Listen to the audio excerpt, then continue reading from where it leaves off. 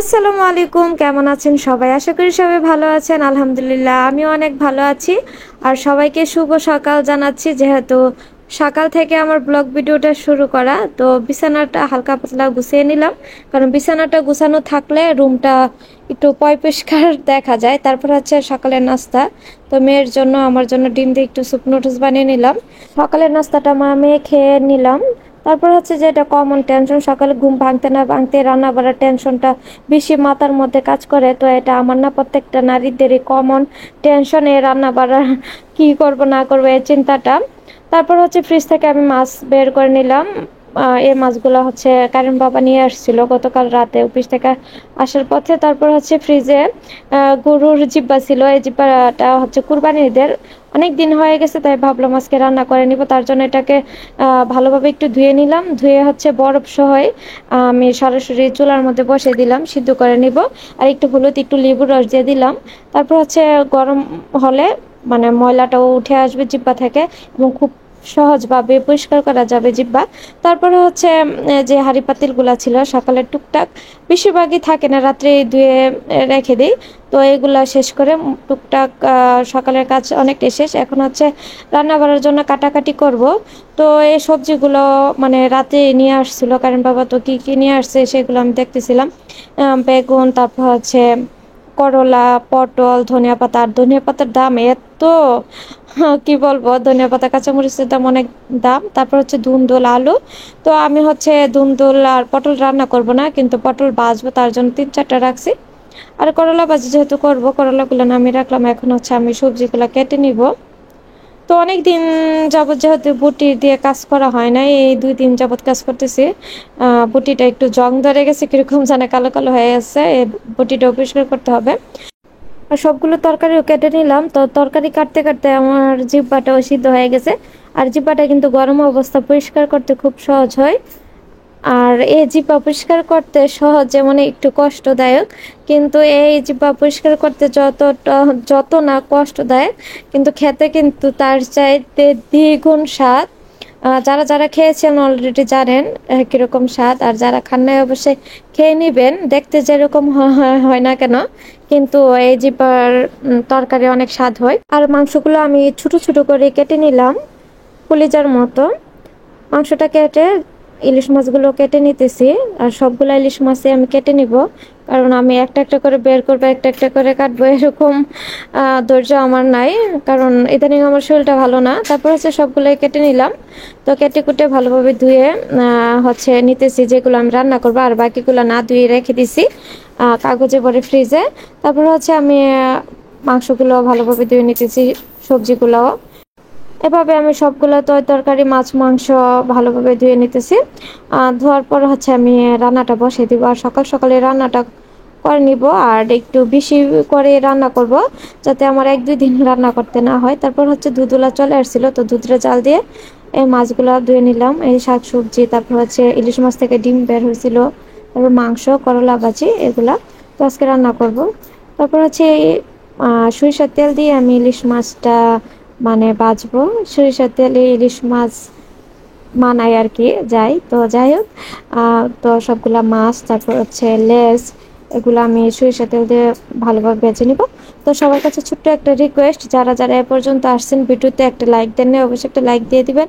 আর যারা আমার চ্যানেল নতুন, চ্যানেলটিকে সাবস্ক্রাইব করেন না, অবশ্যই চ্যানেলটিকে সাবস্ক্রাইব করবেন। আর ভিডিওটা কেমন লেগেছে অবশ্যই কমেন্টসে জানিয়ে দিয়ে যাবেন আপনাদের মতামত। তো যাই হোক, এভাবে আমি হচ্ছে ইলিশ মাছগুলো উল্টে পাল্টে ভালোভাবে বেছে নিব। তো মাছগুলা মোটামুটি এক পাশ হয়ে গেছে, এখন আরেক পাশ হলে আমি নামিয়ে ফেলবো চুলা থেকে। তো এত বেশি মানে কড়া ভাজা দিব না, যেহেতু আমি তরকারি দিয়ে রান্না করব। আর বাকিটা হচ্ছে আমি ভর্তা করব লেজ দিয়ে। এখন হচ্ছে আমি ভর্তাটা বানানোর আগে করলা ভাজিটা বসাই দিয়ে যাব। তো রসুন কাঁচামরিচ দিয়ে দিতেছি। রসুন দিয়ে কিন্তু আমরা করলা ভাজি রান্না করি, পেঁয়াজ রসুন কাঁচামরিচ দিয়ে। রসুনটা দিলে যে কোনো ভাজি খেতে অনেক স্বাদ হয়। তো তারপর হচ্ছে করলাগুলা দিয়ে দিব। মানে রসুনগুলো কিন্তু আমি ভাজা ভাজি করি নাই, করলা, আলু আর রসুন পেঁয়াজ একসাথে ভাজা ভাজা হয়ে যাবে। তারপর হচ্ছে করলাগুলো দিয়ে আমি হচ্ছে হলুদ একটু লবণ দিয়ে আমি অন্য কাজে চলে যাব।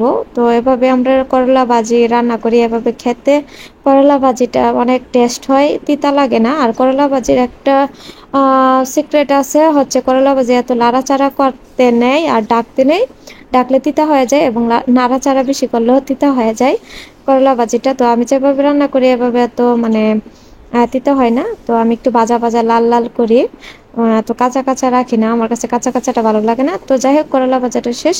তারপরে হচ্ছে মানে মাংসটা বসাই দিয়ে আমি আসছি হচ্ছে ইলিশ মাছের লেজ ভর্তা বানাবো। তো আমি একটু হচ্ছে মাওয়া ঘাটের ফিল নিব, মাওয়া ঘাটের ভিডিওগুলো দেখতে আমার কাছে খুবই ভালো লাগে। লেজ ভর্তা তো তারা যেভাবে বানাইতেছে আমিও সেভাবে বানাইতেছি। 3টে লেজ নিয়ে নিলাম, তারপর হচ্ছে কাচের একটা গ্লাসের সাহায্যে আমি একটু থেতু করে নিতেছি। তারপর হচ্ছে বড় কাটাগুলো আমি ছাড়িয়ে নেব, এর ভিতরে যে ছোট ছোট মানে মানে একটু বড় বড় কাটা আছে, বড়টার পর আরেকটু মাঝারি সাইজ কাটা আছে, এগুলো আমি মানে ভালোভাবে বেছে নিলাম। আর ছোট ছোট যে কাটাগুলো এগুলো বাঁচতে হয় না, এগুলা মানে খেলেও গলায় আটকানা বা হাতে লাগে না। তো ভালোভাবে আমি থেতু করে নিতেছি। তো তারপর হচ্ছে পেঁয়াজগুলো দিয়েও আমি আবার হচ্ছে গ্লাসটার সাহায্যে এভাবে থেতু করে নেব। তো এই ভর্তার মজাই কিন্তু এইগুলা, মানে যত মাখা মাখা করা যাবে ভর্তাটা ততই টেস্ট হবে। দেখবেন মাওয়া ঘাটের তারা যেভাবে ভর্তাটা বানায় এভাবেই কিন্তু। তারপর হচ্ছে আমি ধনিয়া পাতা দিয়ে আরেকটু থেতু করে নিব। তারপর হচ্ছে গুঁড়া মরিচ আর লবণ, তারপর হচ্ছে সরিষার তেল, এগুলা দিয়ে আমি ভালোভাবে মাখা মাখা করে নিব। তো আমি কিন্তু গুঁড়া মরিচ দিয়ে দিতেছি, আর এই মরিচগুলো আমি আগে থেকে গুঁড়া করে রেখে দিয়েছিলাম।